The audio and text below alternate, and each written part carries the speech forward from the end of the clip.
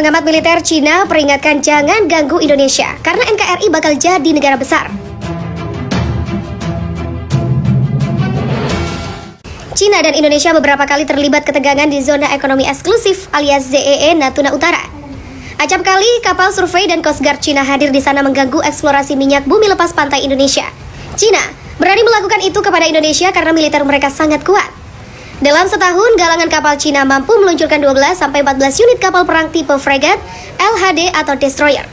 Kemampuan galangan kapal Cina ini menjadi yang tertinggi di dunia, di mana dalam 1 bulan mereka launching kapal perang baru. Maka mereka jelas berani mengklaim 80% perairan Indo-Pasifik. Sekelas negara Jepang saja harus keringat dingin menghadapi agresi maritim Cina ini.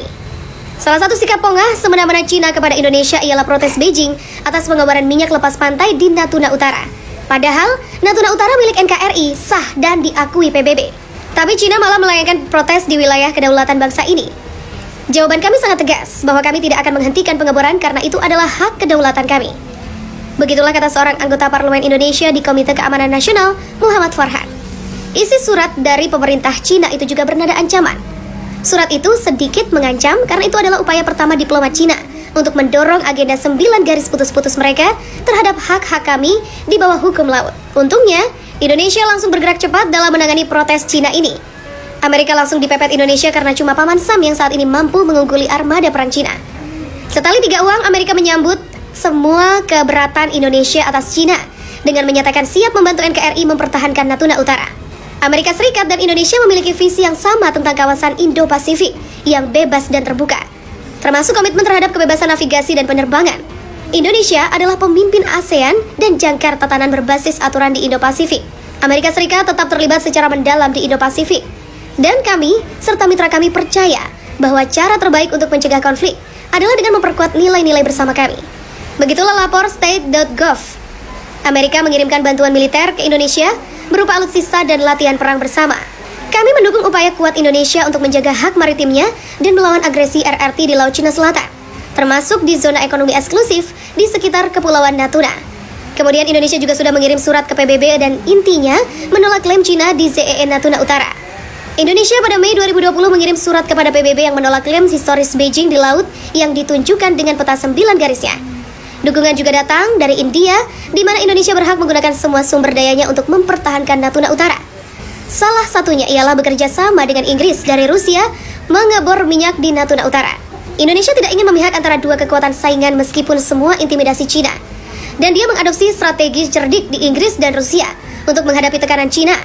Jakarta juga mencari dukungan dari konsorsium Harbor Energi Inggris dan perusahaan minyak negara Rusia Zarubezhnaf. Begitulah ujar Profesor Baladas Ghoshal yang dari Universitas Jawaharlal Nehru kepada Indian Narrative. Dengan adanya kerjasama ini, Natuna Utara aman dari gangguan Cina, walau Indonesia tak mengerahkan militer ke sana dalam satu waktu. Baladas memuji langkah Indonesia ini sebagai usaha cerdik melawan otot dengan otak. Indonesia mengklaim keberhasilan dalam usaha mereka, yang oleh beberapa analis disebut sebagai kemenangan besar atas Cina. Bukan cuma Baladas, pengamat militer asal Cina Luo Yunkun juga memperingatkan agar jangan ganggu Indonesia. Karena Indonesia punya SDM-SDA menyerupai Cina dan sangat mungkin menjadi negara dengan perekonomian terbesar di dunia. Dengan perekonomian terbesar, maka pertahanan Indonesia juga pasti akan meningkat pesat.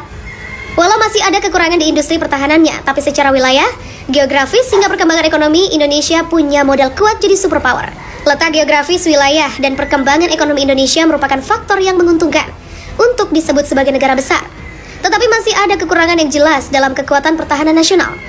Luo yakin, bila Indonesia sudah memaksimalkan semua potensinya, maka pertahanan nasional negara itu bakal cepat dimodernisasi. Hasilnya, otot militer Indonesia akan sangat kuat. Didorong oleh ambisi negara sebesar itu, ia akan secara aktif mempromosikan modernisasi pertahanan nasional. Begitulah papar Luo. Suho.com juga menyebut pembelian fregat Frame dan Arrowhead menyulap armada Indonesia mempunyai kekuatan pukul tambahan. Salah satu syarat Indonesia memiliki militer yang kuat untuk menangkal agresi maritim Cina di Natuna Utara cuma satu, yakni dukungan sepenuh hati seluruh masyarakat kepada pemerintah untuk memperkuat pertahanan. Lakukan modernisasi TNI AL, Indonesia bangun penjagaan efektif untuk bendung kapal Cina. Indonesia saat ini tengah dalam upaya modernisasi alutsista untuk tingkatan kekuatan militer, salah satunya di tubuh TNI Angkatan Laut. Dengan melakukan modernisasi, tentunya akan semakin memperkuat kekuatan tempur TNI AL. Terlebih, Cina mengklaim jika sebagian laut Natuna Utara masuk 9 dash line dari Beijing. Sebagaimana dikutip zona Jakarta.com dari Asia Times, disebutkan jika Indonesia kini tengah memulai upaya untuk modernisasi alutsista TNI AL. Dijelaskan, jika ini dilakukan guna membangun pencegahan yang lebih efektif untuk menghadapi serbuan kapal-kapal Cina di masa depan. Indonesia memulai program untuk modernisasi angkatan lautnya dan membangun pencegahan yang lebih efektif untuk menghadapi serbuan kapal-kapal Cina di masa depan ke zona ekonomi eksklusif 200 mil laut di sepanjang perbatasan laut utaranya. Dikatakan jika Menko Marves Luhut Binsar Panjaitan disebut sering menekankan perlunya apa yang disebut kombatan permukaan lautan. Hal ini diperlukan guna melindungi sumber daya perikanan dan penyusupan. Sumber juga mengatakan jika Cina sebelumnya mengirimkan kapal survei hingga Coast Guard atau penjaga pantai ke dekat tempat eksplorasi migas Indonesia. Tetapi serangan 7 minggu yang kurang ajar oleh kapal survei Cina dan 2 penjaga pantai bersenjata di dekat anjungan eksplorasi gas 20 km di dalam perairan Indonesia tahun lalu telah meningkatkan taruhannya dan membuat orang-orang Indonesia menggaruk-garuk kepala atas apa yang akan terjadi selanjutnya. Bahkan Cina juga mengirim surat ke Indonesia sebagaimana dikutip dari Reuters yang meminta agar Indonesia untuk menghentikan eksplorasi tersebut. Lantaran Cina menganggap jika lokasi yang dilakukan eksplorasi migas oleh Indonesia masuk ke dalam 9 dash line Beijing. Tentunya Indonesia dengan tegas menolak klaim sepihak Cina atas sebagian laut Natuna Utara. Di sisi lain, Menhan Prabowo Subianto telah menandatangani kesepakatan untuk 2 fregat British Arrowhead 140. Kapal Arrowhead 140 nantinya akan dibangun di galangan kapal milik negara PT PAL Indonesia. Tak hanya itu saja, Indonesia juga diketahui menandatangani kontrak untuk 6 fregat multi-peran frame Italia baru dan 2 kelas Mistral Angkatan Laut Italia yang ditingkatkan, fregat ringan. Indonesia juga diketahui telah melakukan kesepakatan dengan Jepang terkait pengadaan fregat Mogami Class. Indonesia setidaknya menggelontorkan dana sekitar 3,6 miliar dolar Amerika dalam kesepakatan pengadaan fregat Mogami Class dengan Jepang. Asia Times memperkirakan jika Indonesia bisa menerima fregat Mogami Class sekitar akhir tahun 2023 mendatang.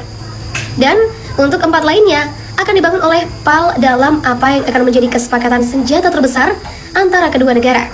Sebagai informasi tambahan, Desember tahun lalu, OC Maritime System yang berbasis di Vancouver mengumumkan telah dikontrak untuk menyediakan sistem navigasi dan taktis terintegrasi baru untuk modernisasi paruh baya KRI Usman Harun.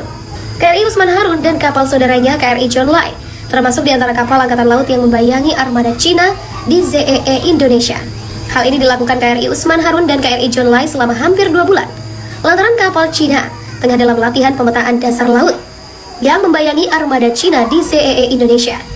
Hal ini dilakukan KRI Usman Harun dan KRI John Lai selama hampir 2 bulan lantaran kapal Cina tengah dalam latihan pemetaan dasar laut yang intensif yang meskipun meluas di sebagian besar Laut Cina Selatan tidak memiliki dasar hukum di bawah Konvensi Hukum Laut Perserikatan Bangsa-Bangsa atau UNCLOS.